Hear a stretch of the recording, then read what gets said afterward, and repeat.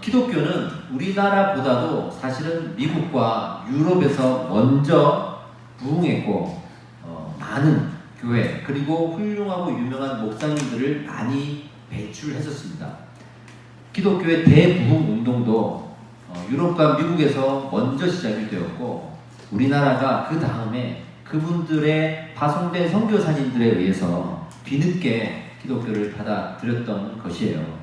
그래서 미국과 유럽의 이 기독교를 먼저 좀 살펴볼 필요가 있는데 왜냐하면 지금 우리가 가야 될 길을 먼저 걸어갔기 때문에 미국과 유럽의 기독교는요 그 나라가 부국 강병에 지면서 반대로는 성경에 무관심해지는 그러한 길을 걸었습니다. 덩달아서 나라가 부국 강병해지면서 사람들이 부자가 되겠죠. 다 가난했다가 어떤 사람이 부자가 되고 또 어떤 사람이 부자가 되고 그러면서 점점 부자들이 많이 생겼다는 이야기겠죠. 교회 안에도 덩달아서 부자들이 나오기 시작했습니다.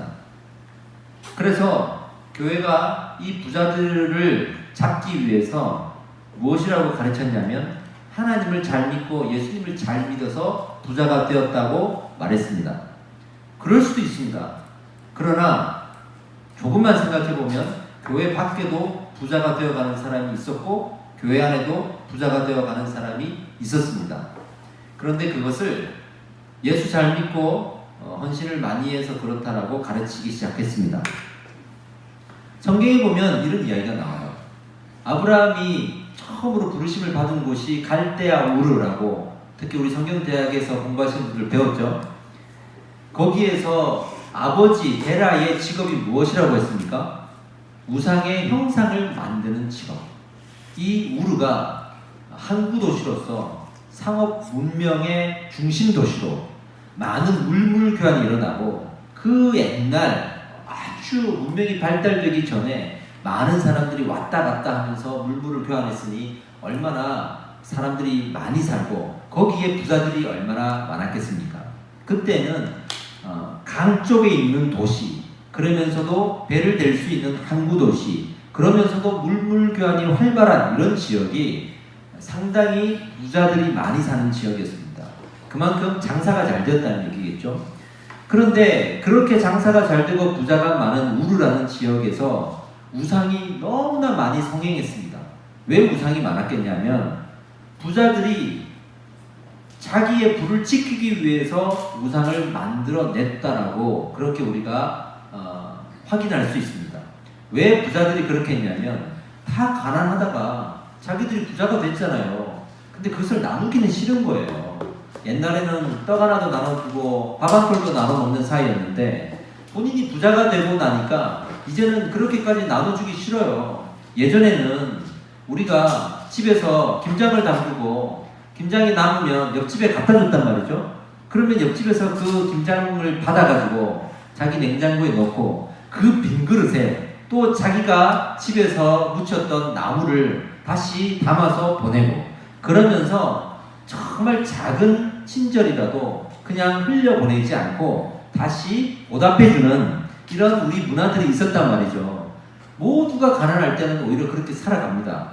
그런데 한 사람이 부자가 되고 또 한 사람이 부자가 되면서는 그런 베푸는 일들이 더 잦아질 것 같잖아요. 상식적으로 생각해보면. 그런데 그렇게 내가 아무리 베풀어도 나는 더 이상 받는 게 없고 나물 무침 하나 받는 것으로는 만족스럽지도 않은 거예요. 그래서 점점 그런 사람들과는 거리를 두게 되고 나 혼자 살게 되고 이사를 가서 저 산 동네에 별장을 짓고 큰 성을 짓고 살게 되는 거예요. 그런 사람들이 나타나면서 나눠주기 싫으니까 이것을 이제는 합리화하기 시작했습니다. 물리적으로는 떨어지면 되고 물리적으로는 안 만나면 되지만 그래도 사람 마음이 어디 그렇습니까? 좀 떳떳하고 싶은 거죠. 그리고 많은 사람들에게 존경도 받고 싶은 거죠. 그러니까 물리적으로 멀리 살고 나 혼자 사는 것만으로는 사람들에게 마음을 얻을 수는 없는 거예요. 그러니 부자들이 이 부를 합리화시키기 위해서 우상을 만들어냈습니다. 태양신을 만들어내고 바다의 신을 만들어내고 산의 신을 만들어냈습니다. 각자가 원하는 우상들을 하나 정해서 그를 섬기면서 하는 말이 이 우상이 내게 준 축복이다 라고 이 부를 설명하고, 그래서 이것은 나눌 수가 없다. 너희들도 축복을 받고 싶으면 나와 같이 이 우상을 잘 섬기면 된다라고 모든 것을 우상의 탓으로 섬기고 얘기하고 했던 거예요. 그러면 자기는 이제 뒤로 빠지면 되는 거죠. 그렇죠? 그런 일들이 이 우르라는 지역에서 성행했다는 말이에요. 신약 시대에도 부자와 나사로의 비유가 나오는데, 부자가 나이가 들어서 죽고 나사로가 죽습니다. 부자는 말 그대로 잘 살았던 사람이고, 나사로는 부자의 집 앞에서 거지로 살았던 사람이거든요. 그러니까 부자와 거지 나사로가 같이 죽어서 어디로 갔겠습니까? 천국 아니면 지옥으로 갔겠죠. 부자는 지옥으로 가고 거지 나사로는 천국으로 갔어요. 그러니까 부자 나사로가 이제 당황하는 거예요. 후회하는 거예요. 아니 진작에 내가 이 지옥이 있다는 걸 좀 알았으면 베풀고 살았을 텐데, 이런 생각을 하는 거예요. 그래서 하나님께 이렇게 얘기합니다.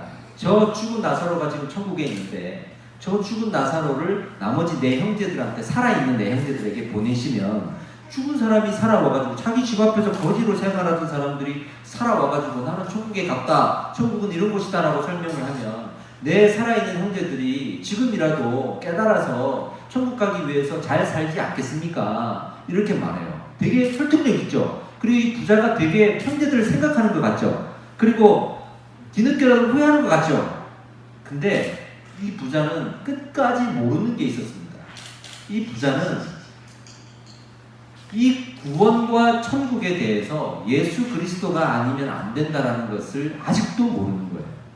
그러니 하나님이 이렇게 말씀하시죠. 그건 죽은 사람이 가서 해결해야 될 문제가 아니라, 죽은 사람이 뿅 나타나가지고 그 사람들에게 설득시키는 것이 아니라, 그런 것은 누구나 다 설득당할 수 있는 거잖아요. 그런 게 아니라 내가 보낸 선지자들의 말씀으로 해결할 수가 있는 것이다. 즉 여기는 믿음으로 오는 것이다. 말씀을 듣고 그 말씀을 믿고 말씀대로 사는 사람들이 오는 곳이지, 죽은 사람들이 가서 기적을 행하여서 그걸 보고 믿는 사람들이 오는 곳이 아니야라고 하나님이 설명하십니다. 그러니 지금 이 시대에도 내 앞에 하나님 나타나 보십시오. 죽은 자가 내 앞에 나타나게 해보십시오.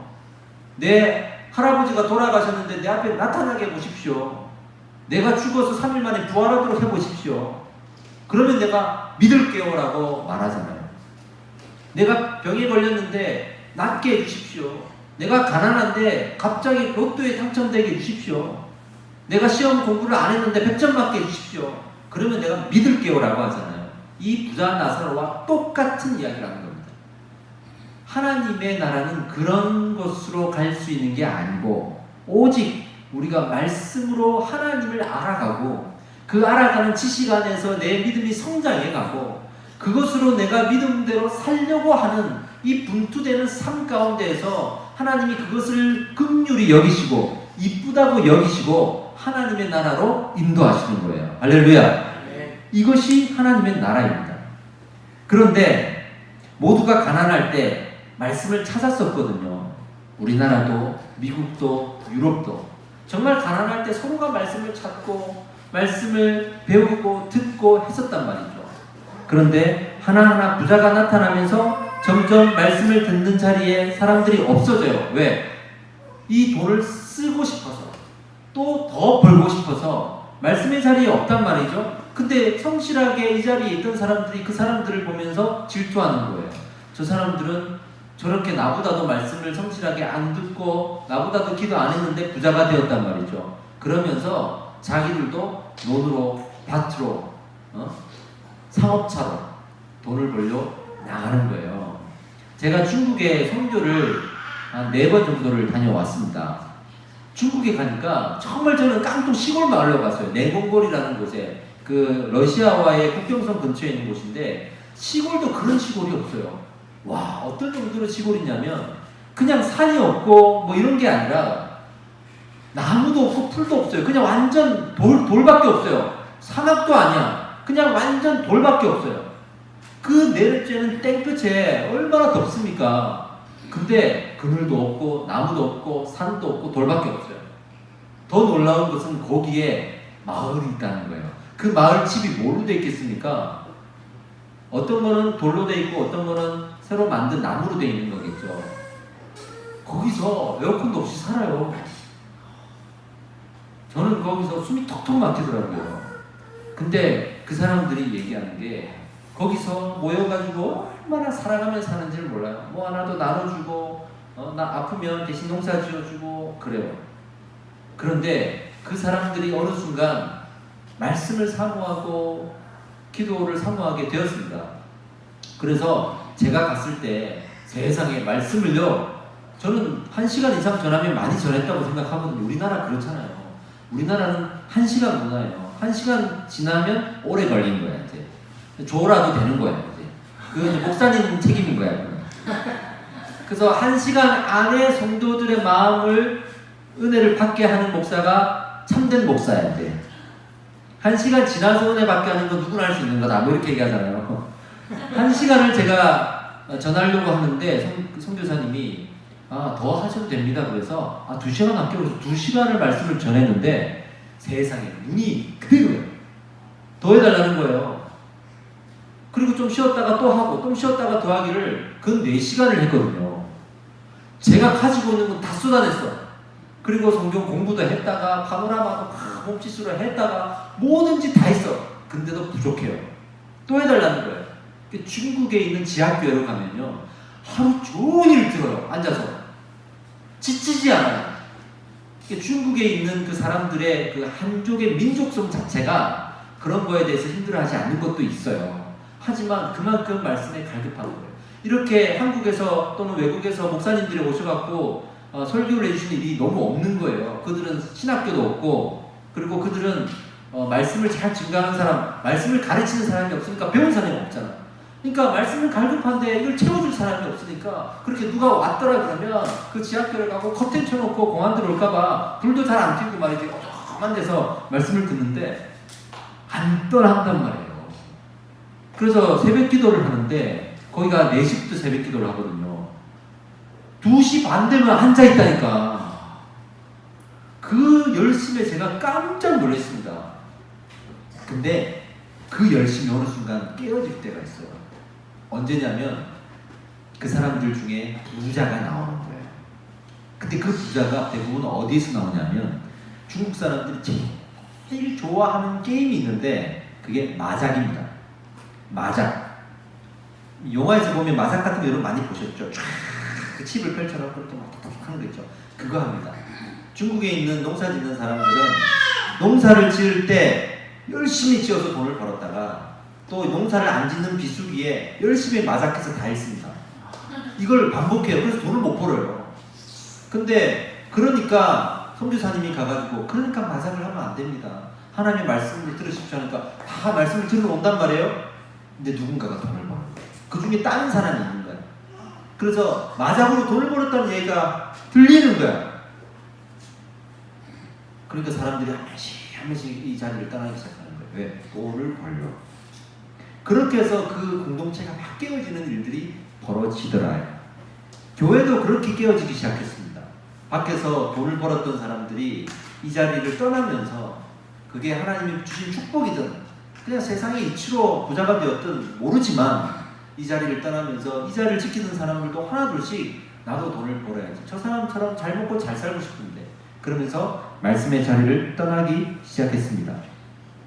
그래서 교회가 고민했습니다. 교회가 자꾸 사람이 없어지니까 이러면 안 되겠구나. 저 사람들을 잡아야겠구나 생각해서 어떻게 설교하기 시작했냐면 저 부자들은 기도 많이 해서 그렇습니다.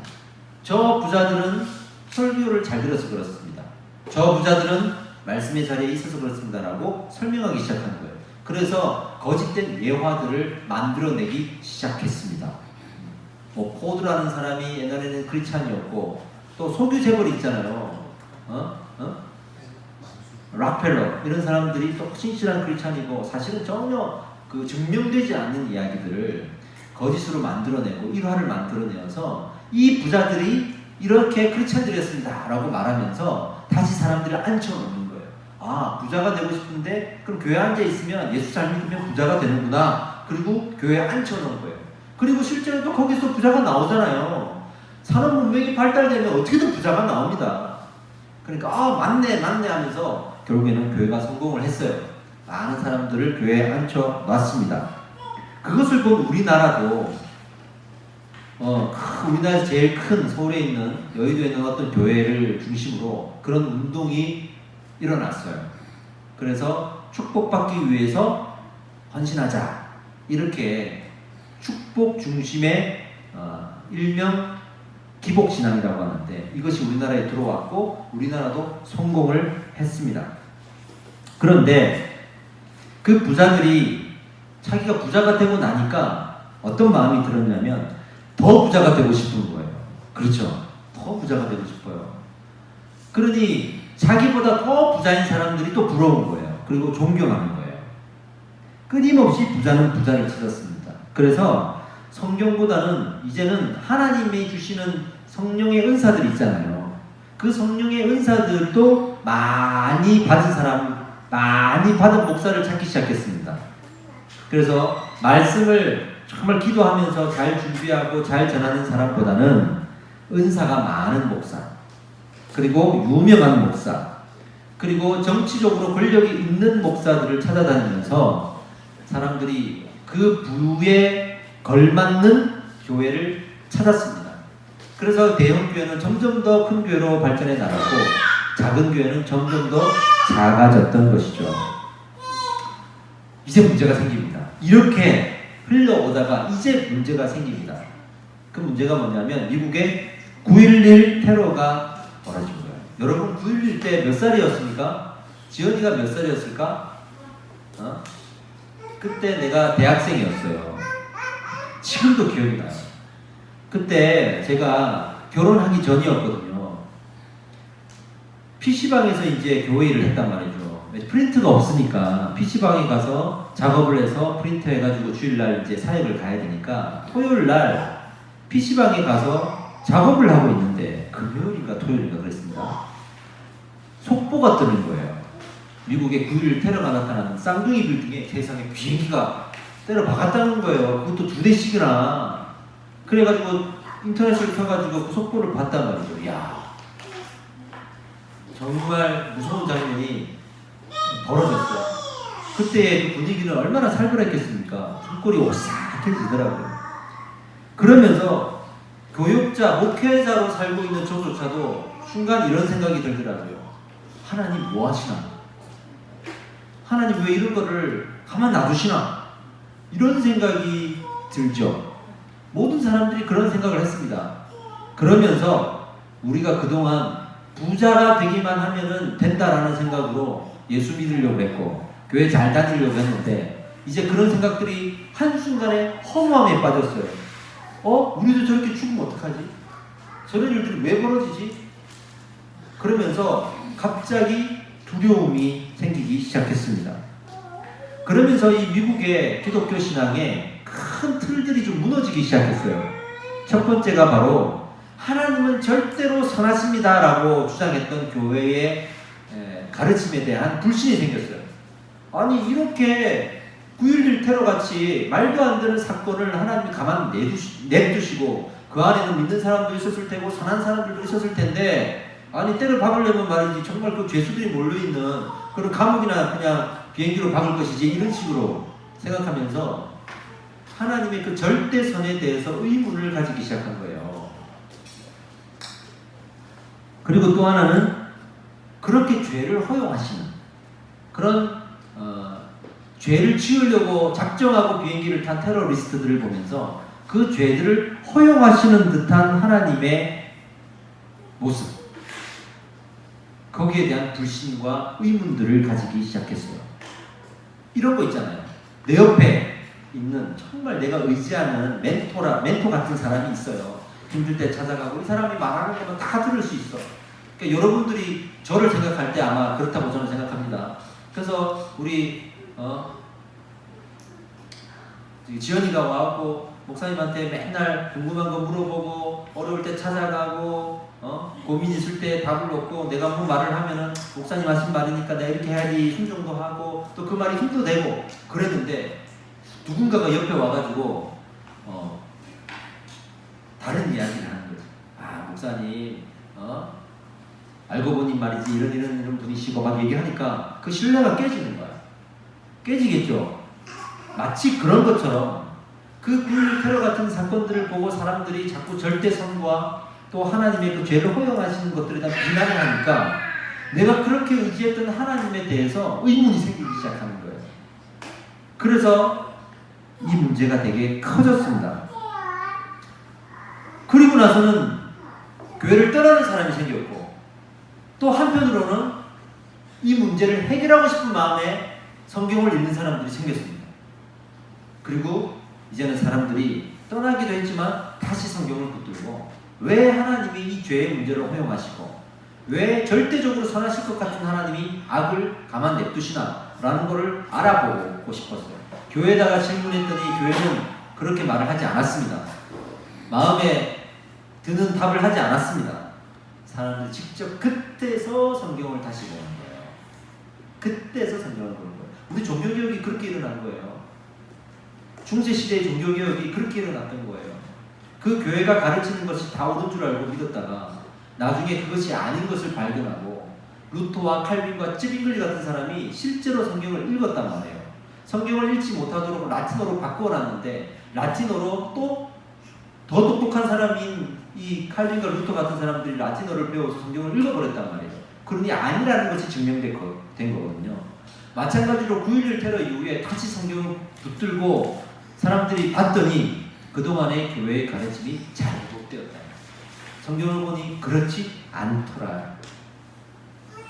그러면서 미국의 폴 워셔, 존 파이퍼 이런 분들이 다시 한번 많은 사람들의 영향력을 가지고 설교하게 되었습니다. 왜냐하면 그분들은 계속 그것을 강조해 왔거든요. 한편으로는 안타깝고 또 한편으로는 또 소망이 되는 일들이 동시에 벌어졌습니다.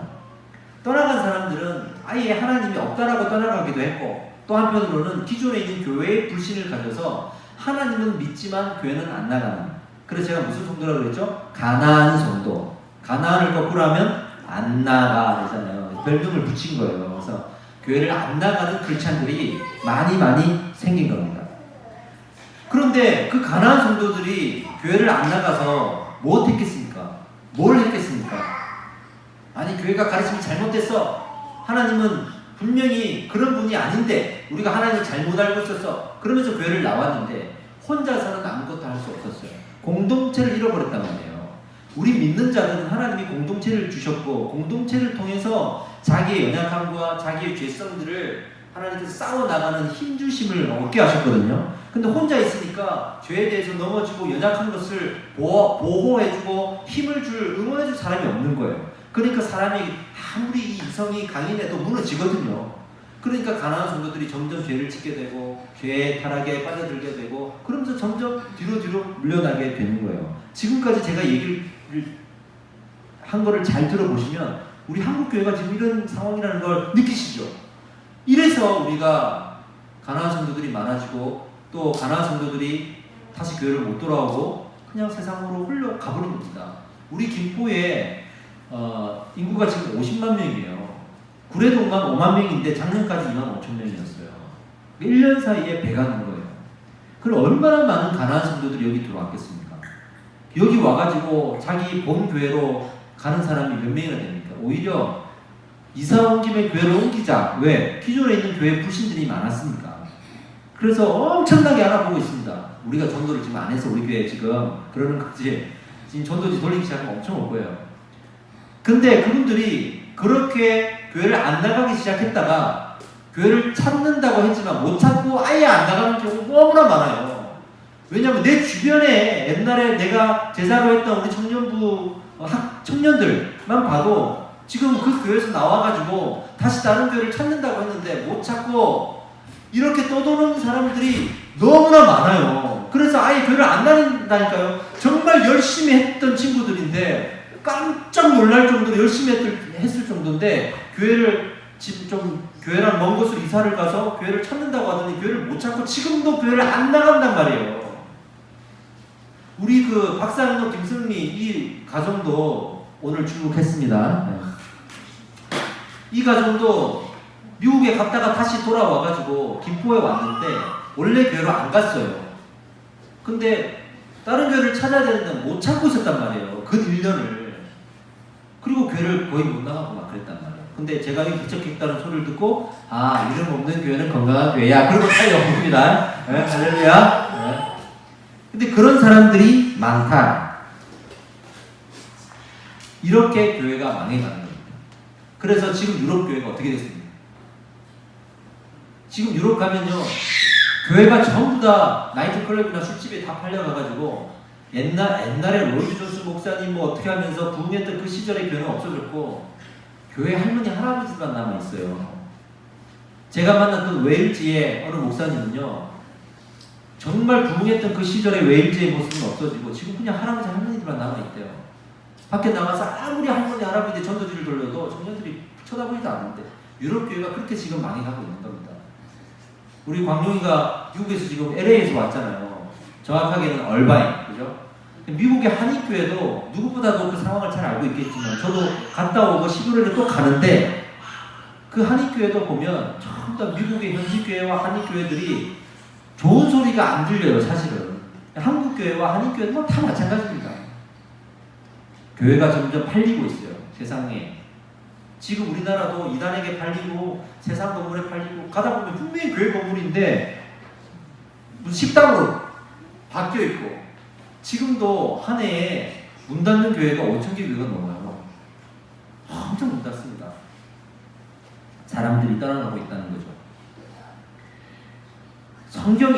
그러면 성경에서는 이 문제에 대해서 어떻게 말하고 있는지를 우리가 알아야 될 거 아닙니까? 여기에 질문을 던져야 될 거 아닙니까? 이 질문을 던지는 성도가 되십시오. 왜 믿는 자가 이 땅에서 그런 9.11 테러 같은 고통과 고난을 당하는가? 질문을 던지십시오. 왜? 여러분들의 삶에도 반드시 고통과 고난이 있습니다. 그런 거 없는 사람이 어디 있습니까? 세상 살아가면서 그런 거 없이 한 번도 고통당하지 않고 한 번도 고난당하지 않고 사는 사람이 어디 있습니까? 우리 권사님 지금까지 사시면서 그런 거 한 번이라도 보셨습니까? 얼마나 인생이 좋은 일도 있지만 나쁜 일도 있잖아요. 앞으로 겪을 일이에요. 그럴 때 대비해서 질문해 보십시오. 왜 이런 일을 겪고 살아가야 하는가? 두 번째, 왜 하나님이 그 죄를 허용하시는가? 물으셔야 됩니다. 지금 물으셔야 됩니다. 근데 사람들이 이것을 질문하지 않고 성경을 뛰어넘어요. 성경을 뛰어넘고 어디로 갔냐면 비전과 사역으로 바로 가버렸어요. 이걸 가르쳐주지 않고 비전과 사역으로 바로 가서 그 9.11 테러 이후에 불신을 갖고 있던 사람들한테 비전을 던져주고 사역거리를 던져주면서 그것으로 위로했습니다. 두 번째 잘못을 저지른 거예요. 계속 성경으로 해결하지 않으려고 하는 거예요. 왜냐하면 그분들이 성경을 배우지 않았어요. 응? 성경을 몰라. 또 하나, 교회도 부유해지면서 또 자원과 재산과 우리 청년들도 우리 성도들이 인재들이 많잖아요. 그런 인재들이 많아지니까 교회가 이제는 하고 싶은 게 많아지는 거예요. 할 수 있는 게 많아지는 거예요. 그래서 지도자들이 서로 하고 싶은 것을 교회를 통해서 합니다. 그리고 얼마나 잘하는지에 대해서 또 얼마나 크고 얼마나 잘 되는지에 대해서 서로 비교하고 자랑하기 시작했습니다. 우리 교회는 이걸 해냈습니다. 이것이 자랑이 되어버렸습니다. 그렇게 또다시 성경에 집중하지 않고 사역과 비전을 집어넣어서 기존에 있는 불신을 해결하려고 했습니다. 이런 거 있잖아요. 여러분, 교회가 이렇게 망해가고 9.11 테러 이후에 이런 질문들에 대해서 교회가 답변을 못하고 사람들이 떠나고 있죠. 여러분들 여기 불신 있죠? 그래서 어떻게 해야 됩니까? 우리 하나님 나라를 위해서 일해야 됩니다. 하나님 나라를 위해서 우리가 이런 사역을 해야 됩니다. 이런 비전을 갖추십시오. 라고 말하는 거예요. 이거는 성경을 뛰어넘은 거예요. 이럴 때 정말 하나님의 사람들은 어떻게 선포하고 있냐면 지금도 그래요. 여러분, 잠시 멈추십시오. 우리가 다시 말씀을 보아야 합니다. 하나님이 뭐라고 말씀하시는지를 들어야 한다 라고 외쳐야 되는 거예요. 부족하지만 저희도 제가 개척하면서 왜 부흥회 하고 싶지 않겠어요? 유명한 목사님들 모시고 왜 부흥회 안 하고 싶겠어요? 제 부교육자 할 때 들었던 말들 중에 가장 충격적인 말이 부흥회 하면 헌금 얼마 나오더라 이거예요. 근데 사실 그렇게 나오거든요.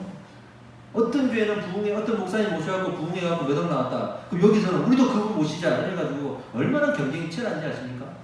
부흥회의 타락한 목적은 헌금을 많이 거두려고 하는 거예요. 그래서 말씀을 잘 전하는 강사를 모시는 게 아니라 사람들을 잘 속이는 목사를 모시고 오는 거예요. 어찌됐든 그런 게 우리도 하고 싶죠. 뭐 부흥회도 하면 은혜도 받고 유명한 목사님도 만나고 또 나름 거기 은혜도 있고 하겠지만 사경이라는 이름을 붙여가지고 저는 여러분들이 좋아하고 여러분들이 알고 싶어하는 것보다 하나님께서 말씀하고자 하는 것을 알려주고자 결단을 한 거예요. 그러려면 제가 얼마나 공부해야겠습니까? 여러분 저 이거 말씀 준비하면서 힘들었습니다. 이 개척교회 목사가 말씀 준비한답시고 2박 3일 동안 어디 좀 기도원에 좀 갔다 오면 좋은데 그럴 수 있습니까? 겨울에도 제가 그렇게 못했고 이번에도 그렇게 못했어요. 왜냐하면 그럴 수가 없어요. 우리 이 사이즈로는. 저도 말씀을 준비하고 여기까지 오는 그 날까지 해야 할 일이 너무 많은 거예요. 그러니까 마음에 정말 이렇게 말씀을 준비하는 게 힘들구나. 말씀에 집중하는 게 정말 힘들구나. 또 여러분들은 또 힘들 때도 저를 찾아오시지 않습니까? 그거 다 만나야지. 심지어는 밖에서도 제가 조금 유명했나 봐요. 밖에서도 왜 이렇게 손님이 많이 오는지 찾아오는 사람 만나야 되고 또 집안에 애들은 또 있고 여러 가지 또 밖에 제가 하고 있는 일들도 있고 하니까 말씀에 집중을 못해요. 그러니까 목사들이요 타협을 하는 거예요. 내가 말씀 볼 시간이 없으니까 그러니까 말씀을 던져줄 게 없으니까 우리 일하자 이렇게 되는 거예요. 성도들이 무슨 일을 좋아할까? 이걸 이제 고민하는 거예요. 그러면서 우리가 다 좋아하는 일을 합시다. 심지어는 구제 좋잖아요. 선교 좋잖아요. 얼마나 좋습니까? 우리 교회를 한 주 다 비우고 다 선교 갑시다. 얼마나 훌륭합니까? 우리 가지고 있는 이 재산을 가지고 이웃을 돕시다. 얼마나 좋습니까? 저도 그걸 하고 싶어요. 근데 성경을 뛰어넘으면 안 되는 거예요. 성경을 뛰어넘어서 글로 바로 가버리면 안 되는 거예요. 그 사회단체죠. 그러면. 요건 이해되시죠? 그래서 제가 우리가 아직 그럴 형편도 안 되지만 그 성경을 뛰어넘지 않으려고 부단히 애를 쓰는 거예요. 그래서 그렇게 막 바쁘고 집중하지 못한다 해도 새벽에 또 교회에서 이렇게 말씀 붙들고 있는 거예요. 이렇게 하나님 여기에서 은혜 안 주시면 저도 포기할 수 있습니다. 저 일할까요? 저 다시 일할까요? 지금도 내 머릿속에는 컨퍼런스 준비한다고 이거 해야 된다 저거 해야 된다 화살이 날아가는데 저 화살 다 붙잡을까요? 하나님 은혜 좀 주십시오 이렇게 막 기도가 나오는 거야. 근데 그렇게 또 붙들면 하나님이 주십니다. 할렐루야. 그렇게 해야 되는데 뛰어넘더라는 얘기예요. 그러니까 답을 찾아서 우리 성경으로 가야 돼요. 이 모든 질문의 답은 어디에 있냐면 성경에 있습니다. 할렐루야. 말씀에 있습니다. 그리고 그것을 우리는 살펴볼 것입니다. 살펴보는데 하나님이 어디로 가라고 하냐면요. 성경의 이 수많은 성경책의 이야기들 중에 어디로 가라고 할지 우리 모르잖아요. 뭐부터 읽어야 될지 몰라요. 근데 하나님 정말 기가 막히신 분이에요. 우리 처음에 책을 사면 어디서부터 읽습니까? 처음부터 읽어요. 누가 중간부터 읽습니까? 그러니까 성경을 읽고자 하는 사람들이 어디부터 읽겠습니까? 처음부터 읽어요. 대부분 창세기부터 시작해요. 그래서 창세기만 100번 읽잖아요. 출애굽기 넘어갔다가 예비기에 갔다가 다 뻗어가지고 다시 창세기 넘어갔다가 근데 성경을 읽어보면 그 성경의 처음에 답이 나와요. 이 답이 다 나와요. 할렐루야. 너무 기가 막히신 분이에요. 성경은요, 이 모든 질문들의 해답을 인류의 시작 때 일어난 사건에서 시작합니다. 거기서 해석을 합니다. 가장 지금으로부터 먼 과거로 가서 인류의 시작대로 가서 지금의 이 문제를 해결하시는 놀라우시죠? 하나님은 시공간을 초월하시고 시간도 만드신 분이에요. 하나님은 그렇게 하실 수 있는 분입니다. 그 인류 역사상 가장 오래된 캐캐 묵은 그 이야기에 지금의 이 문제들을 해결하시는 이야기로 담아 놓으셨다는 거예요. 아멘. 지금 쓰고 있는 이 현재라는 가방을 아무리 열어봐도 답이 안 나와. 근데 저기 장롱 속에 모셔두었던 과거라는 그 가방을 꺼내서 딱 열어보니까 거기에 답이 있더라고요. 할렐루야. 세상은 과거에 매이지 말라 그러잖아요. 왜냐하면 과거에 답이 없거든요. 근데 우리 하나님은 과거에 답이 있다고 말합니다. 그래서 우리는 과거로 가야 합니다. 한번 가봅시다. 인류 처음에 그때로 가봅시다. 그때 무슨 문제가 나오죠? 아담과 하와가 나오고 우리가 너무나도 많이 들었던 아담과 하와의 선악과 그 사건이 나옵니다. 답을 알고 있네. 벌써 답을 알고 있네. 답만 아는 거예요. 이 선악과라는 답만 알고 세상으로 뛰어가 버렸어요. 마치 학교에서 수학을 가르치는데 자 이제 1 더하기 1을 배우고 있는 학생이 자 이제 9 곱하기 9는 뭡니까? 답을 못해. 몇입니까? 81입니다. 그랬더니 이제 다 배웠습니다 하고 나가버리는 거야 학생이. 그러니까 인류 최초의 사건은 선악과. 선악과는 우리 모든 문제의 근원. 이것만 배우고 그냥 나가버린 거예요 사람들이.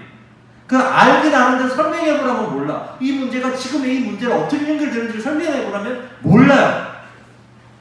이런 일이 벌어진 거예요.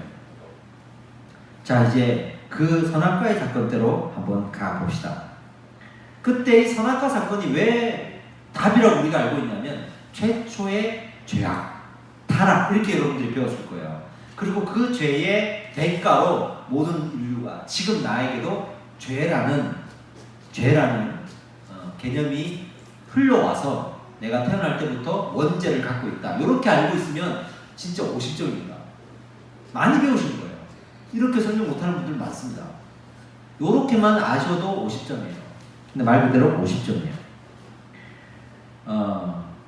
우리가 선악과를 대충 알고 그 선악과 안에서 어떤 문제를 해결하고 넘어가야 되는데 그거를 못 넘었어요. 그 문제가 뭐냐면 따라합시다. 죄의 문제. 죄의 문제. 죄의 문제입니다. 네. 인류의 시작에서 이 죄의 문제를 먼저 해결하고 지금 우리에게 지금 발생하고 있는 또한 죄의 문제를 해결했을 때 이 우리의 질문들의 답이 하나 둘씩 해결이 되어 갈 것입니다. 처음에 하나님이 세상을 창조하시고 뭐라고 하셨습니까? 특히 인간을 만드시고 뭐라고 하셨습니까? 참 좋았더라. 근데 창세기 9장에 가서 홍수 사건이 일어났죠. 노아 홍수 때 하나님이 뭐라고 하셨습니까? 인간에 대해서 사람을 치우셨음을 한탄하사 그랬습니다. 후회하셨다 그랬습니다. 그리고 신약시대에 로마서에 와가지고는 뭐라고 하셨냐면 이 땅에 의인은 없나니 하나도 없으며. 그러니까 점점 사람에 대한 피드백이 안 좋아지는 거죠. 누구의 피드백? 하나님의 피드백이. 자식을 낳았는데 참 애기 이쁠 때 낳았을 때 참 좋았더라. 근데 이제 4살 미운 4살 되고 미친 7살 되고 그럴 때 말을 안 들으니까 내가 얘를 낳은 것이 한탄스러운 거야. 내가 그 얘를 어떻게 낳아가지고 이 고생을 하고 말이지. 엄마는 우울증이 찾아오고 막 산후우울증 뭐 이래가지고 힘들어하고 막 남편은 말도 안 듣고 도와주지도 않고 막 그러니까 괜히 낳은 것이 줘야 되잖아요. 그러다가 아이가 이제 중학교 2학년이 되면 북한이 중이 때문에 쳐들어오지 않는다 그러잖아요. 진짜 사춘기가 찾아오고 말도 안 되는 일이 벌어지면 그때는 이 땅에 자식 같은 자식은 하나도 없으며 이렇게 되는 거예요. 하나님이 우리가 인류의 시간이 흘러가면서 그렇게 우리에게 피드백을 하신 겁니다. 그만큼 어떤 죄악이 커져갔다는 거예요. 우리가 시간이 지나는 만큼 죄악도 커져갔다는 거예요. 그래서 문제구나. 죄악이 점점 커지고 있으니까 그래서 문제구나. 문명의 발달로 하나님을 위해서 어떤 일을 할 수 있는 방편들이 많아졌어요. 그렇죠? 그리고 지식의 발달로 하나님을 알 수 있는 방편들도 많아졌어요. 지금 보세요. 하나님을 위해서 못할 게 어디 있습니까? 이런데 밖으로 나와가지고 좋은 악기들, 스피커, 좋은 시설들 어디 가나 우리는 예배할 수 있어요. 얼마나 좋습니까? 이 더운데 에어컨 나오면서 예전에 우리 초기 초기 우리 한국교회 교회사 보면 이 무더운 날에 어떻게 예배를 드렸을까 상상이 안 돼. 와, 상상이 안 돼. 저는 요즘에 드라마 중에 미스터 선샤인이라는 이병헌 씨가 나오는 드라마를 가끔 아주 짤막한 영상으로 봐요. 왜냐하면 너무 재밌어요. 근데 거기에 이병헌 씨가 또 이 김태리가 한복을 입고 멋지게 나와가지고 우리 러브 합시다 막 이러잖아. 이게 내가 그걸 보면서 무슨 생각을 드냐면 드라마니까 저렇지 저 시대에 한복 입고 이때 뼈채 무슨 러브 합시다가 왜 나 더워 죽겠다 달고 살겠구만 내가. 이 땡볕에 저기 앉아갖고 이 갓 쓰고 말이지 호흡이 턱턱 막힐 텐데 저렇게 아름답고 저렇게 멋진 말투로 말할 수 있었을까 짜증 팍팍 내면서 말했을 거야. 그런 생각이 들 때가 있어요.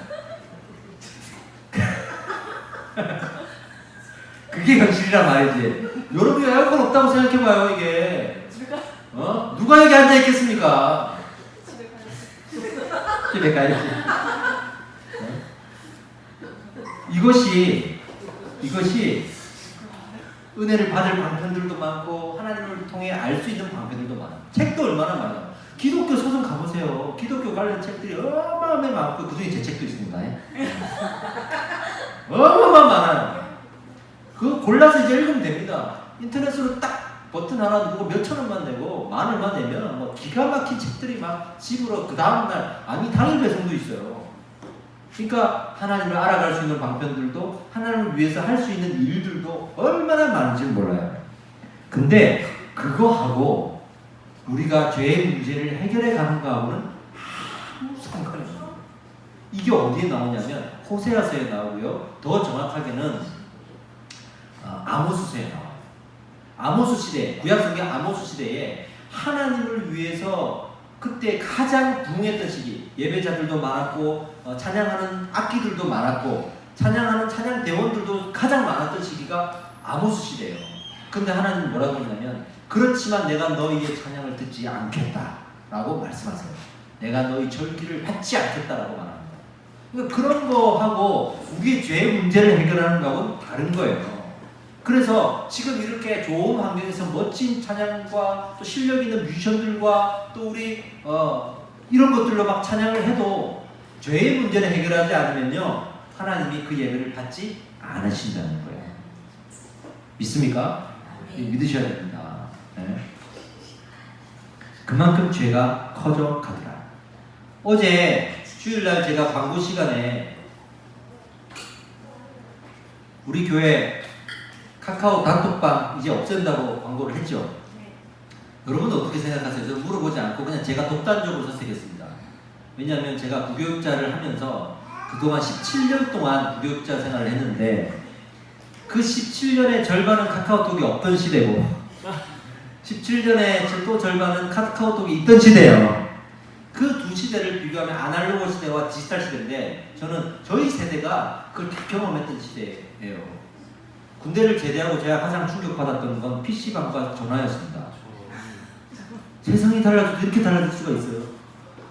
와, 군대 가기 전에는 그 야한 그림 하나 보려면요 그때는 다 봤어요. 근데 왜 모니터에 한 줄씩 한 10분마다 한 줄씩 생겨요.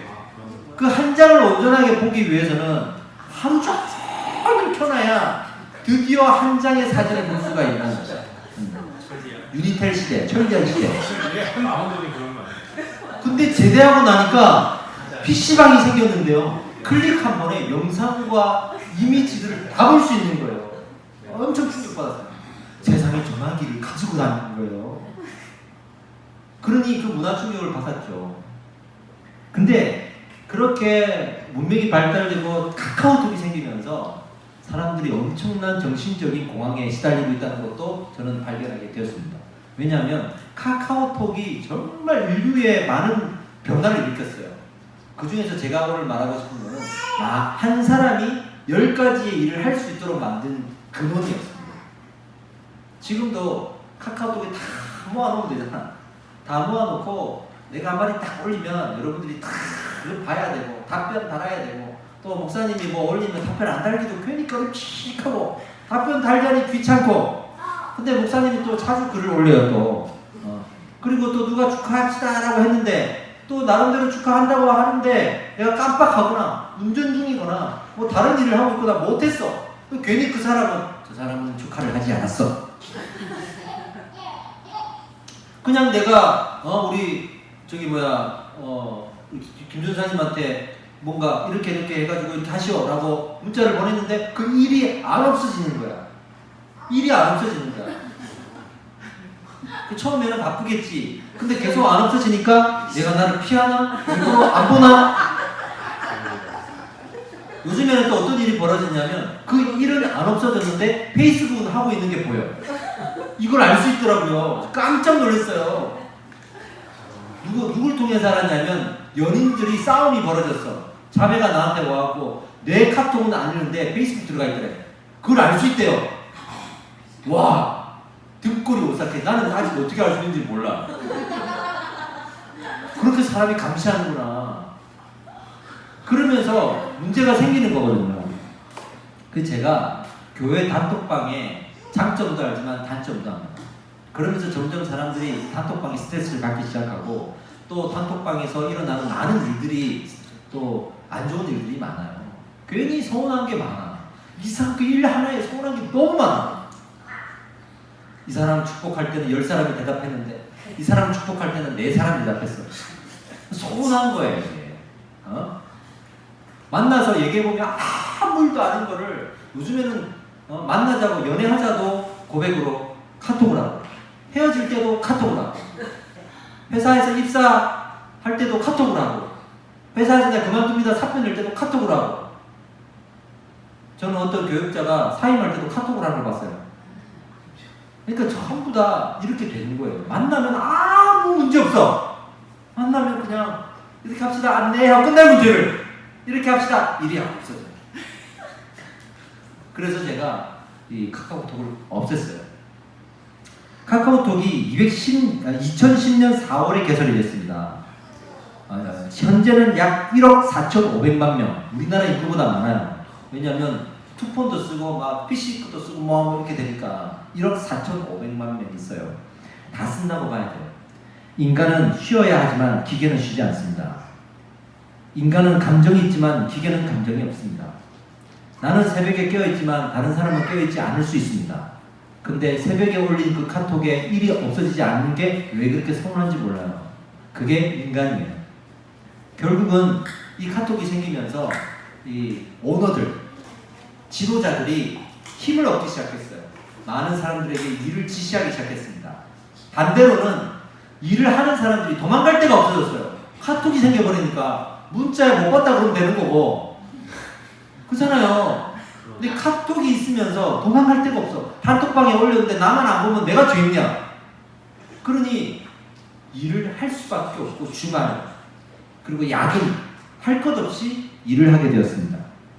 그러면서 지도자와 오너들은 점점 그렇게 사람들을 기계처럼 부리는 것을 좋아하게 됐고 또 심지어는 실제로 사람보다 기계를 더 좋아하게 되었습니다. 이런 거 있잖아요. 기계에 딱 필요한 감정만 넣어가지고 내가 같이 일했으면 좋겠다. 맨날 우리 사람들끼리 일하니까 이리 부딪히고 저리 부딪히고 얼마나 스트레스 많아요. 말 잘 듣는 기계에다가 다 감정만 실어넣으면 좋아. 우리 강아지 왜 좋아합니까? 반려견들 왜 좋아해요? 애를 키워보면 정말 그 미친 4살 아니지 그 미운 4살 미친 7살 되면 한 대 확 때리고 싶거든. 말 안 들어요. 근데 강아지 얼마나 말 잘 들어요. 조금 말 안 들으면 그냥 한 대 때리면 되는 거거든. 고양이 얼마나 또 고양이 말 안 듣지. 그러니 그걸 좋아하는 거예요. 기계도 좋아하는 거예요. 이 핸드폰 보세요. 얼마나 말 잘 들어요. 내가 말하면 지가 대답을 해요. 누구누구 전화해줘부터 시작해서 야, 오늘 날씨 어때부터 시작해가지고 어떨 때는 나 심심해 그러니까 유머를 얘기를 해줘요. 되게 재미없는 유머인데 빵 터질 때가 있어요. 그러니 기계가 더 좋은 거예요. 영화가 있는데 허라는 영화가 있습니다. 그녀라는 제목의 허 보셨습니까? 그 영화에 보면 사람보다 기계를 찾으면서 오히려 외로워하는 사람들의 이야기가 나옵니다. 정말 외롭게 친구도 없이 가족도 없이 그렇게 살아가는 한 남자가 나오는데 회사 생활에서 아주 안정적으로 직장 생활해요. 월급 꼬박꼬박 나오고 근데 너무나도 외로운 삶을 살아요. 근데 거기에 있는 세상 모든 사람들이 그렇게 외롭게 살아요. 그래서 그 외로움을 달래주기 위해서 또 돈을 벌기 위해서 프로그램 운영체제를 누가 개발합니다. 일명 어떤 운영체제인데 이 운영체제는 친구처럼 대화할 수 있고 인공지능 기능이 있어가지고 그 기계와 사랑도 할 수 있는 거예요. 정말 어떤 대화를 하면 기계처럼 답하는 게 아니라 어떤 감정을 가지고 있는 것처럼 답하는 거예요. 그래서 이 사람이 그 운영체제를 돈을 주고 삽니다.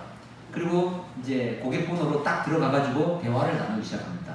그 프로그램이 여자인데 그 이름이 사만다예요. 이 사만다하고 대화를 하기 시작하는데 자기 마음을 기가 막히게 잘 들어주고 자기 입장을 편들어주고 자기를 위로해주는 거예요. 그러면서 사랑에 빠져요. 그리고 열심히 그 사만다와 사랑을 하는데 결국에는 인간이 아니잖아요. 나중에 인간이 아닌 기계와의 사랑의 한계가 드러나면서 실망하게 되고 상처받는 이야기들이 나오는 그런 영화입니다. 그런 시대가 정말 올 것 같아요. 이 실이라는 거. 그리고 요즘에 한국에도 핸드폰 다 그 음성 기능이 있잖아요. 그런 기능이 점점 발전되고 있는 거 아세요? AI 기능이 곧 나온다고 하잖아요. 먼 미래의 이야기가 아니에요. 서로게이트라는 영화가 있습니다. 브루스 윌리스가 주연을 한 영화인데요. 이 영화는 사람들이 거리에서 정말 멋진 모습으로 기가 막힌 외모와 피부와 못생긴 사람이 없고요. 피부 안 좋은 사람이 없고 헤어스타일부터 모든 게 멋져요. 그리고 다 싸움을 잘하고 아프지도 않고 건강해요. 그런 사람들끼리 사는 시대예요. 그 처음에 영화를 보다 어떻게 사람들이 저런 시대에 어떻게 건강관리를 했고 어떻게 외모관리를 했고 전부 다 멋진 사람들만 나와. 알고 보니까 이 거리에서 나와 다니는 사람들은 기계예요. 유닛이라는 기계예요. 자기랑 외모도 똑같은 기계가 밖을 나돌고 자기는 집에서 그 기계를 조정할 수 있는 또 다른 기계 안에 들어가 있는 거예요. 그래서 자기의 모든 이 뇌를 다 분석해서 자기인 것처럼 똑같이 말하고 행동하고 자기가 생각만 하면 그대로 움직이는 거예요. 근데 실제로는 그 멋진 기계가 집에 가보면 병들어 있는 그냥 사람이 거고 진짜 멋진 외모를 가진 남자인데 집에 가보면 이런 막 사람이라 밖에 나는 안 나가 이런 사람 집에서 안 나오는 거예요 사람들이. 그럴 때에 그 사회를 영화화시킨 거예요.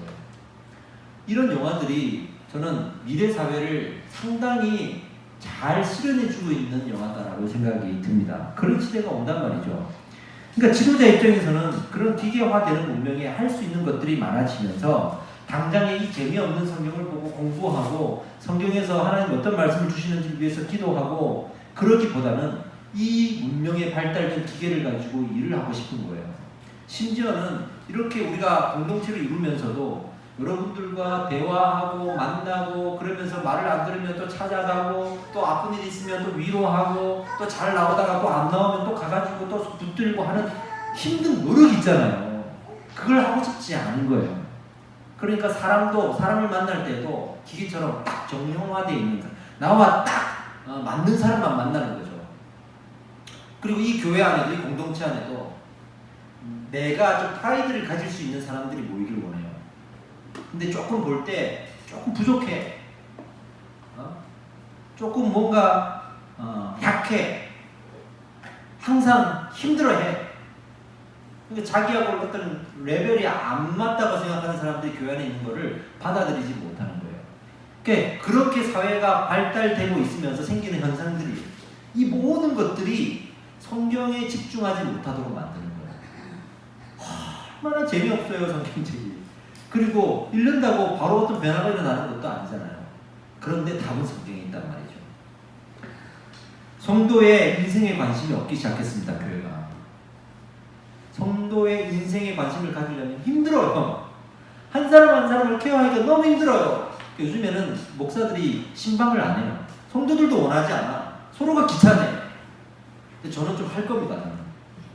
저는 싫어도 꾸직꾸직 가서 문고리라도 잡고 기도하고 올라가요.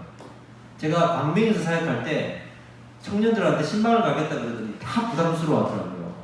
교회를 다니고 있는 청년들도 부담스러워하는데 교회를 안 나오는 장결자들 있죠. 오랫동안 안 나오는 청년들을 찾아가는데 얼마나 부담스럽겠습니까? 그래서 제가 어떻게 했냐면 찾아가서 들어가지 않고 왔다고 얘기하지도 않고 문고리만 딱 잡고 기도하고 포스트잇으로 이래서 왔다 가니까 힘내라고 딱 붙이고 그냥 와. 그거를 갖다가 매일 돌았단 말이에요. 안 가고 이제 안 만나고 그랬더니 감사하게도 그 중에서 몇몇 청년이 교회를 나왔어요. 거기 감동을 받아가지고 그런 시절이 있었습니다. 그만큼 요즘에는 신방을 서로가 안 하는데 이런 모든 것들이 우리가 많은 것을 뛰어넘어서 편안하게 살려고 하는 데에서 비롯된 것입니다. 자, 인류의 시작 때 어떤 사건이 벌어졌는데 이 사건이 선악과 사건이고 이 선악과 사건이 이 모든 걸 망쳐놓은 거예요. 우리의 성향을 이렇게 바꿔놓은 거예요. 이 모든 일들은 우리의 인류의 어떤 성향 때문에 이렇게 나오는 거예요. 제가 같이 사역했던 전도사님이 있었는데 백혈병에 걸렸습니다. 지금은 완치되셨어요. 너무 감사하게. 근데 그때는 얼마나 충격적이었겠어요. 저보다 한 살 많거든요. 근데 이분이 치료되는 과정을 제가 쭉 지켜봤죠. 계속 병문안을 가고 했었으니까. 놀라운 사실은요. 백혈병에 걸려가지고 치료하는 과정에서 수혈을 받게 되는데 몸에 있는 모든 세포를 다 죽이고 다시 살리는 것은 기본이고 피도 다 빼버려요. 그리고 새로운 피로 다 집어넣어요. 그 과정이 힘든 거예요. 그래서 백혈병이 다 치료가 되면 혈액형이 바뀌어 있어요. 진짜 세포와 그 피를 다 바꿔버려야 되는 게 치료의 방법이라고 하더라고요. 그 과정을 제가 지켜봤는데 마치 그것처럼 이 인류의 선악과를 따먹었던 이 처음 사건이 우리 인류의 영적 혈관을 다 바꿔버렸어요. 이 피를 다 바꿔버렸어요. 그래서 나는 아무 잘못이 없다고 생각하는데 그 혈관을 타고 우리가 태어나는 거예요. 요거 이해되시겠어요? 부모가 어떤 병이 있을 때 유전이 된다고 그러잖아요. 근데 그거는 아무리 자기가 신세 한탄을 해봐야 소용없어. 걸린 걸 어떡하냐고 이거를. 그렇죠? 그러니까 인류의 그 선악과 사건을 통해서 모든 그 후손들이 그 죄의 유전 그리고 그 죄가 혈관 안에 이미 다 영적으로 다 흘러나온단 말이에요. 그렇게 이 선악과 사건이 중요한 사건이었다. 참 좋았다라고 사람을 만드시고 고백하셨다 그랬죠? 참 좋았더라. 근데 그 참 좋았더라는 사실은요, 따지고 들어보면 왜 좋았겠는가요? 우리의 외모가 좋아서, 아담의 외모가 좋아서? 아니에요. 죄가 없어서. 할렐루야. 아담을 처음 만들었을 때 얼마나 의롭고 죄가 없었겠습니까? 그게 너무 좋으신 거예요. 처음에 인류를 처음에 창조하셨을 때, 창세기 1장에서 창조하셨을 때 왜 좋았겠어요? 그 인류의 그 자연 만물에 죄악이 없었어요. 근데 그 선악과 하나를 딱 따먹고 나고 하나님의 명령을 어기니까 그 영적 혈관을 다 망가지거든요. 사람뿐만 아니라 짐승들도 식물들도 다 그렇게 변했어요. 어떻게 변했냐고요? 동물들은 양육 강식의 시대로 변했어요. 처음에 에덴의 모습은 사자들이 어린 양과 뛰놀고 그런 시대였는데 자기들끼리 강자가 약자를 잡아먹고 또 다른 강자가 또 강자를 잡아먹는 양육 강식의 시대로 다 이 모든 짐승들과 동물들과 가축들, 식물들이 변해버린 거예요. 인간은 어떻습니까? 인간은 바로 어떻게든지 성경을 뛰어넘으려고 하는, 하나님의 말씀을 뛰어넘으려고 하는 성향으로 바뀌어버려요. 이게 죄입니다. 할렐루야. 이게 죄라고요.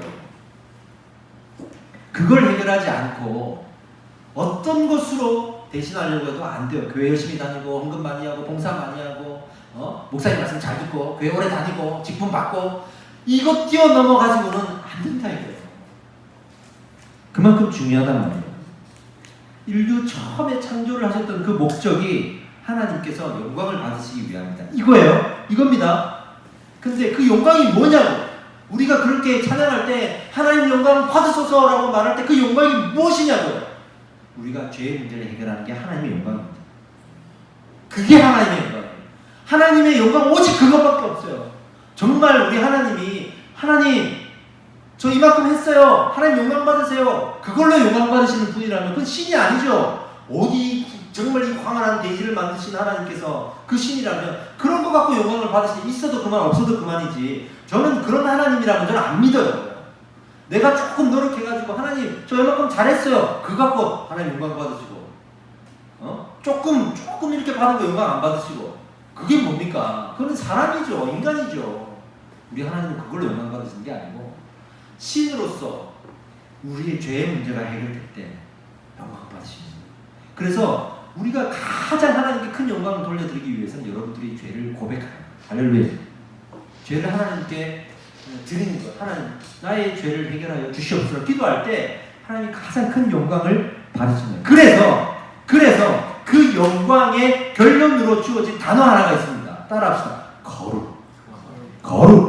이게 거룩이에요. 거룩은 죄가 없는 것을 말하는 게 거룩이에요. 거룩하신 하나님 주께 감사드리세. 하나님이 죄가 없으신 것을 감사한단 말이에요. 왜? 그 하나님이 죄가 없으시기에 내 죄를 해결하실 수 있거든요. 모든 감사와 영광과 존귀와 찬양은 이 죄의 문제 해결에 근원을 두고 있습니다. 그 죄가 없으면 거룩, 또 다른 말로 하면 따라합시다. 의롭다. 이게 바로 죄가 없다라는 뜻이에요. 그래서 구약의 제사를 지낼 때 그 제물 위에, 제단 위에 제물을 올리지 않습니까? 그 제물을 뭐라고 하죠? 흠없는 어린 양. 흠없는 제물을 드리는 거예요. 그 흠이 없다는 말은 양 중에서도 제일 그 상품으로 따지면 제 A 특등급 있잖아요. 소도 A 플러스 막 이런 거 있고, 그렇게 제일 흠이 없는 거를 고르는데, 그게 뭐냐 그러면 죄가 없는 것을 상징한다라고 해가지고 가장 건강하고 온전한 것을 골라서 흠없는 어린 양이라고 하나님께 드리는 거예요. 그것이 우리가 하나님 이렇게 죄가 없는 상태로 살고 싶습니다. 하나님 이 어린 양을 받으시고 나의 죄를 해결하여 주십시오라고 말하는 거예요. 그래서 그 어린 양을 드리는 거란 말이에요. 그때 하나님이 역사하시고 제물을 태우시고 우리 죄를 해결하시는 구약의 제사 아시죠? 그건 하나님의 사랑입니다. 근데 이 하나님의 사랑은 우리 죄가 해결되기를 바라시기 때문에 베푸시는 사랑이에요. 이 죄가 해결되는 것 때문에 베푸셨던 하나님의 사랑이 사랑의 시작이었단 말이에요. 사랑의 근원이란 말이에요. 우리가 거룩해지도록 하시기 위한 하나님의 사랑. 사랑의 목적, 우리의 거룩함을 위해서입니다. 하나님은 여러분들이 거룩해지기 원합니다. 그런데 우리 사람은 어떻게 대답하냐면, 하나님 나는 죄 많아요. 저도 죄 많습니다. 여러분 제 과거를 아세요? 좀 죄 많습니다. 저는 목사가 될 수 없는 사람이고, 얼마나 말도 안 듣고, 저도 한 사고 치고, 또 나름대로는 바꿔서 제가 했잖아요. 은혜 받은 기념으로 술도 좀 마시고. 그렇게 저도 했던 사람이란 말이죠. 친구도 때려보고, 맞아도 보고, 어릴 때 하나 훔쳐도 보고. 그런데 하나님 앞에서는 이게 해결되더라고요. 하나님 앞에서 유일하게 이 문제가 해결되더라는 걸 발견한 거예요, 제가. 그래서 비록 인간적으로는 나 같은 죄인인데 이렇게 되지만, 하나님 앞에 가니까 나 같은 죄인을 살리시 이렇게 되는 거예요. 우리가 성경으로 돌아갔을 때 바로 이 하나님의 사랑의 목적이 무엇인지를 깨닫고 봐야 돼요. 그래서 성경을 볼 때 우리 죄를 해결하기 원하시는 하나님의 사랑, 그 사랑을 이해하면서 성경을 봐야 이제 하나 둘씩 그 비유가 풀어지기 시작합니다. 구원의 확신, 사랑의 마음, 이 두 가지가 성도가 가져야 될 두 가지의 큰 신앙이에요. 구원의 확신은 우리의 심장입니다. 구원의 확신은 우리의 심장이에요. 구원의 확신이 있어야 구원을 받습니다. 그죠? 이거는 우리의 심장과 같아요. 이거 없으면 우리는 안 돼요. 이게 멈추면 안 된다고. 이 확신 없으면 안 된다고. 근데 사랑이 뭐냐면요, 우리의 혈관이에요. 혈관. 죄의 문제를 해결하는 혈관. 그래서 여러분들은 이 구원의 확신으로 심장 삼으시고, 이 죄의 문제를 해결하는 하나님의 사랑으로 혈관 삼으실 때 드디어 무엇을 할 수 있게 되느냐면 거룩한 삶을 살아갈 수가 있는 거예요. 드디어 거룩한 삶을 살아갈 수가 있는 거예요. 그동안에는 이게 안 되었기 때문에 그 거룩한 삶을 살아갈 수가 없죠. 심장이 약하고 병들어 있고 혈관이 병들어 있는데 어떻게 건강한 삶을 살아갑니까? 그것처럼 우리는 이 두 가지를 잡아야 되는 거예요. 마치 죄라는 더러운 공이 있어요. 죄라는 더러운 공. 이걸 버리면 되는 줄 알고 버렸는데 안 버려지는 거예요. 이게. 그러니까 사람들은 죄라는 공을 등지고 모른 척하고 살아가는 거예요. 모른 척하고 나중에 죽어서 천국과 지옥 갈 때 내 뒤에 이 더러운 공이 그대로 있는 게 그때 들어가는 거예요. 근데 우리 믿는 자들은 이 더러운 공을 사랑이라는 손수건에 닦게 하는 거예요. 하나님의 사랑이라는 손수건에 이 죄를 닦게 해서 물론 깨끗하게 완전히 될 수는 없지만 우리가 살아가는 동안 닦으면서 살아가는 거예요. 할렐루야. 닦으면서 살아가는 거예요. 그게 차이가 나는 거예요. 저는 여러분들이 죄에 대해서 완전해질 수 없다고 말하고 싶어요. 하나님을 믿는다고 해서 여러분들이 내 죄가 그럼 다 없어졌네요. 그럼 나 그럼 의인이네요. 나 완전한 사람이네요. 이렇게 살아갈 수 없어요. 하나님 믿어도 여전히 죄를 짓고 살아요. 근데 우리의 본질은 뭐냐면 그걸 닦으면서 살아간다는 거예요. 할렐루야. 네? 하나님은 그것만으로도 우리를 기쁘게 여기시고 영광으로 받으신다는 거예요. 죄의 문제가 해결되어 가고 있으니까. 그것만으로도 죄가 해결된 것처럼 기뻐하시는 거예요. 우리 성은이가 어릴 때 밥 먹고 우유 마시다가 막 몸에 막 쏟아버리고 막 할 때 막 울잖아요. 그러면 이제 부모님이 치워주잖아요, 이렇게. 근데 어느 순간 자기가 조금 컸다고 자기가 막 닦고 있어요, 이렇게. 근데 자기가 닦는다고 이게 잘 닦아집니까? 잘 안 닦아져. 근데 부모는 그게 너무 기쁜 거야. 자기가 하고 있으니까. 그러니 그냥 다 자기가 해결한 것처럼 부모는 기뻐하는 거예요. 우리 비아가 진짜 자기가 가에 묻은 걸 닦고 있네 이러면서 기뻐하는 거야 이게. 하나님은 그런 분이세요. 우리가 죄의 문제를 다 해결할 수 없지만 해결해 가고 있는 것 자체를 그렇게 기쁘게 여기시고 우리의 죄의 문제를 받아주는 할렐루야. 그리고 성경을 보면 성경의 역사는 다 죄의 문제입니다. 죄로 인해서 타락했다가 회개하면서 다시 부흥했다가 죄로 인해서 또 타락했다가 다시 회개하면서 부흥했다가 성경의 역사는 다 그거예요. 인류 역사의 교회사를 보십시오. 다 그거예요. 그 이외의 문제로 성경의 스토리가 나오지 않아요. 다 죄의 문제예요. 근데 왜 지금 우리는 죄의 문제를 제끼고 있냐고요? 이게 심각한 문제라는 거예요. 이게. 죄의 문제를 뛰어넘어서 다른 것으로는 하나님께 찬양을 들 수가 없다. 바울은 이런 고백을 했습니다. 내가 남은 구원시켰지만 내 복음을 가지고 남이 믿어서 구원을 받았으니 남은 구원시켰지만 진짜 자기는 구원을 못 받을까 봐 두려워했다는 거예요. 왜? 자기 안에 늘 그 죄가 있거든요. 그렇듯이 우리는 이 죄의 문제에 대한 중요성들을 알고 살아가야 됩니다. 사역을 한답시고 삶의 흔적에 죄가 드러나도 가볍게 생각하게 됩니다. 제가 얼마 전에 알게 된 어떤 사람이 있는데요. 자기가 동업하기로 했던 사람인데 크리스찬인 거예요. 근데 크리스찬인데 이제 보증금하고 공사비를 이제 내가지고 서로가 투자해가지고 가게를 만들어야 될 거 아닙니까? 보증금 있고 공사비가 있잖아요. 이렇게 합의를 한 거예요. 당신이 보증금과 공사비를 내라. 그럼 내가 월세를 낼게. 그렇게 이제 서로가 이제 합의를 본 거예요. 그래가지고 이 사람이 저 크리스찬이 월세를 내준다 그러니까 자기는 공사비하고 이 보증금을 내겠다 그러고 열심히 공사를 다 지어놨단 말이에요. 공사가 거의 다 끝나가지고 영업을 시작해야 되는데 갑자기 그 사람이 못하겠다는 거예요. 못하겠다는 거예요.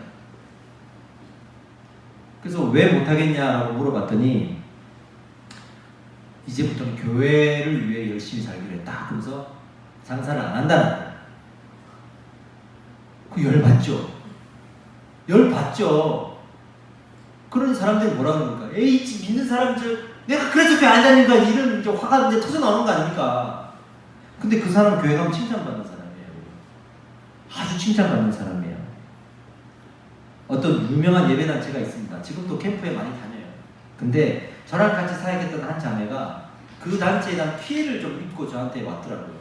그래서 어떤 피해냐 그러면 뭐 그 대표가 폭행도 하고 돈 문제도 많고 뭐 이런 이야기를 하길래 제가 화가 났어요. 어떻게 이런 일이 벌어질 수 있나. 근데 그런 사람들은 왜 저 캠프 단체에서는 쓰느냐. 그래서 그 우리나라에서 아주 큰 캠프 단체인데 제가 관계가 있으니까 전화해가지고 따졌습니다. 이런 사람이 있는데 피해자가 내 옆에 있다. 나랑 같이 사역하고 있다. 어떻게 그런 사람을 쓰실 수가 있습니까? 라고 말했더니 이렇게 답변이 왔어요. 우리는 그의 어떤 삶보다는 당장 학생들을 감동시키고 붙잡을 수 있는 사람이 필요합니다. 그래서 제가 그 캠프 안 가요. 솔직히 저한테 섭외가 들어왔고 저 안 갑니다. 안 갑니다. 이게 우리 기독교의 현실이에요. 성도들은요, 죄만 뛰어넘으면 돼. 왜? 죄 얘기 안 하면 교회에서 행복하게 살 수 있거든요. 뭐 마음에 근심 걱정 없이 말씀 들을 수 있어요. 우리의 신앙을 갉아먹는 사단의 전략입니다. 몸에 좋다면 몸에 쓸개도 빼먹는 우리 인간이 이 죄의 문제는 뛰어넘고 있다는 거 참 아이러니하지 않습니까? 그만큼 우리는 중요한 실수를 범하고 있는, 죄를 범하고 있는 거예요. 왜 우리는 죄의 문제를 이토록 싫어할까? 왜 싫어할까? 아담 때부터 싫어했어요. 태어날 때부터 우리는 싫어합니다. 왜? 형벌을 동시에 기억하기 때문에 그래요. 그죠? 형벌을 기억하기 때문에. 그런데 우리는요, 그것보다 더 중요한 이유가 있습니다. 바로 이겁니다. 죄까지도 주관하는 주인이 되고 싶은 거예요. 내가 그 죄를 주관하는 주인이 되고 싶은 거예요. 내가 왜 하나님 앞에 불빌대면서 그 형벌을 받냐 말이지. 내가 신이 되어가지고 내가 주관하면 되는 거지. 자기를 믿는 신앙을 갖게 되는 거예요. 내가 주인이 되고 싶지 않다는 것. 내가 죄인이 되고 싶지 않다는 것은 곧 내가 주인이 되고 싶다는 거예요. 이거 여러분들 인정하십니까? 이거 인정하셔야 됩니다. 그래서 죄인이 되고 싶어 하지 않는 거예요. 이 모든 죄악의 시작은 바로 아담과 하와 그 사건으로부터 시작이 된 거예요. 즉 그 사건은 무슨 사건이냐? 자기가 하나님처럼 주인이 되고자 했던 사건이에요. 그래서 이 문제가 중요했던 겁니다. 자, 이제 마지막으로 갑시다. 죄의 본질을 해결하는 과정에서 이제 우리는 스스로를 점검하게 됩니다. 드디어 스스로를 점검하게 됩니다. 마태복음 16장 24절에 누구든지 나를 따라오려거든 자기를 부인하고 자기 십자가를 지고 나를 따를 것이니라. 아멘. 네? 성경의 이야기는 이렇게 두 부류의 이야기로 이어집니다.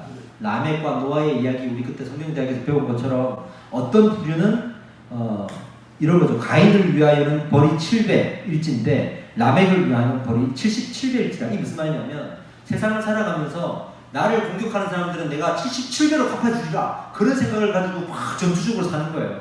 나를 건드리기만 해봐 그러면서. 우리 저기 뭐 마트에 가면 물건 하나 사면서 갑질하는 사람 얼마나 많습니까? 계산하는 사람들이나 또 이렇게 아르바이트 하는 사람들한테 갑질하는 사람 얼마나 많습니까? 나한테 조금만 비위에 거슬리는 행동하면 나는 100배로 갚아주겠다 이러면서 살아가는 사람들이 엄청 많잖아요. 성경에 지금 창세기에 그런 사람이 나와요.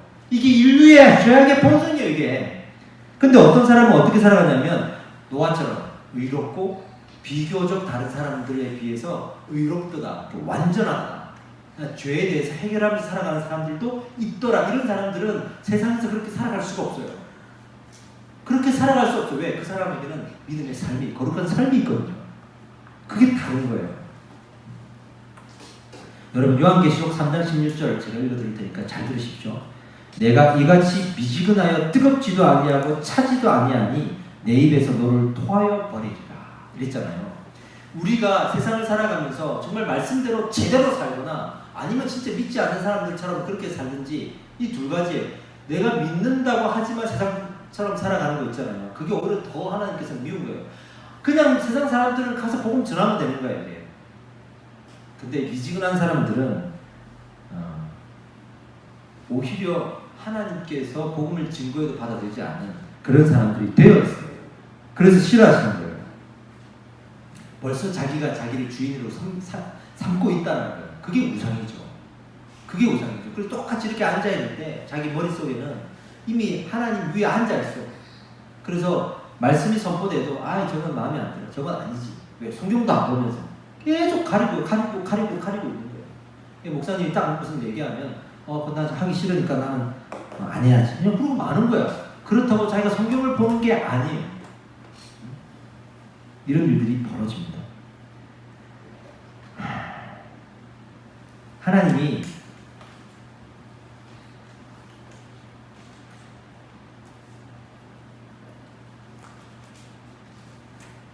이런 죄의 문제를 해결하기를 원하신다고 말씀을 드렸잖아요.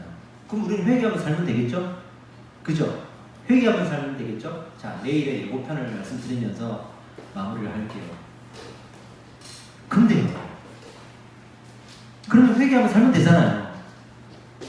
근데 창세기를 잘 보자고요. 노아가 홍수의 심판을 겪고 노아가 방주에서 나오잖아요. 근데 나오고 나서 또 대단한 회개를 했다는 이야기가 안 나와요. 바벨탑이 쌓아져 올라갈 때 하나님이 그 죄악을 보시고 바벨탑을 못 짓게 하시죠. 사람들을 언어를 바꿔서 흐트러 버리죠. 근데 바벨탑 사건 이후에 사람들이 회개했다는 이야기가 안 나와요. 이스라엘이 구약 성경에 보면 멸망당했죠. 바벨론에게 멸망당했죠. 이건 역사적 사실이죠. 회개했다는 이야기가 그 이후에 안 나와요. 물론 몇몇 사람이 이롭게 다니엘처럼 기도하고 살아갔지만 어떤 대대적인 회개 운동이 일어나지는 않았어요. 그런 거 생각해 본 적이 없으시죠? 그러지 않았어요. 그런데 더 놀라운 사실은요, 그럼에도 불구하고 하나님이 은혜를 베풀고 계셨다. 그러면 회개 안 해도 되는 건가요? 아니, 그거 말하는 게 아니에요. 그게 말하는 게 아니에요. 그 안에 우리가 볼 때는 회개하지 않았는데 하나님이 볼 때는 회개한 것 같은 어떤 일이 있었다는 거예요. 여기 중요합니다. 우리가 볼 때는 이거 회개하지 않았는데 근데 왜 하나님 은혜를 주시지?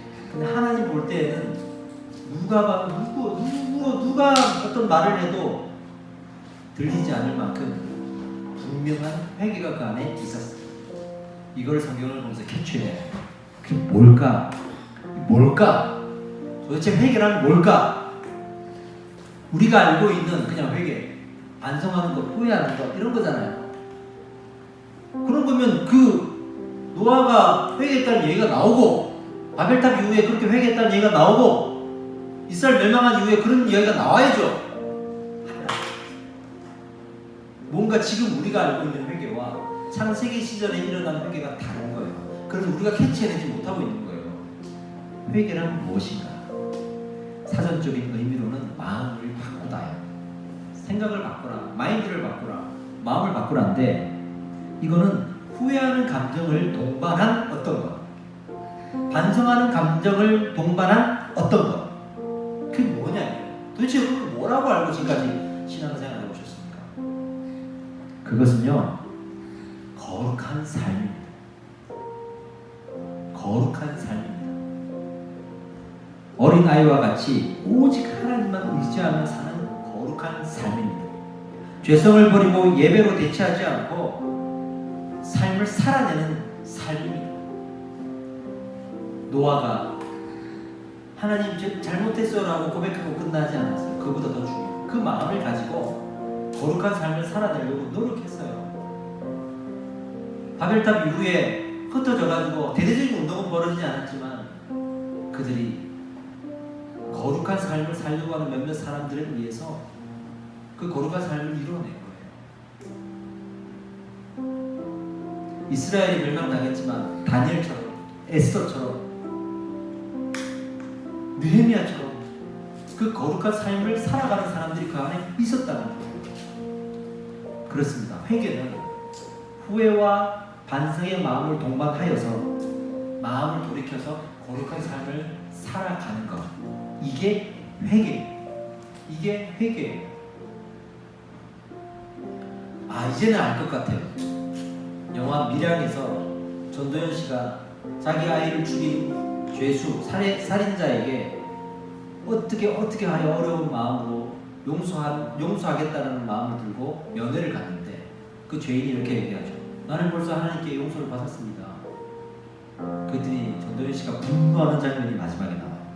그걸 보면서 많은 세상 사람들이 교회에 질문을 던졌습니다. 이게 회개입니까? 당신들 하는 회개 이게 회개 맞습니까? 예, 그게 회개가 아니었어요. 회개는 그 마음을 가지고 거룩하게 살아가는 것입니다. 그래서 하나님이 해가 지기 전에 눈을 풀어라, 해가 지기 전에 화해를 하라, 이런 말씀을 그래서 하신 거구나. 그래서 나를 따라오려거든 자기를 부인하고 오라고 하셨구나, 십자가를 지고 오라고 하셨구나를 이제 우리가 조금씩 알게 되는 겁니다. 하나님의 나라는 회개함으로 갈 수 있다고 그랬죠. 이 거룩한 삶으로 우리가 회개하면서 살아가야 돼요.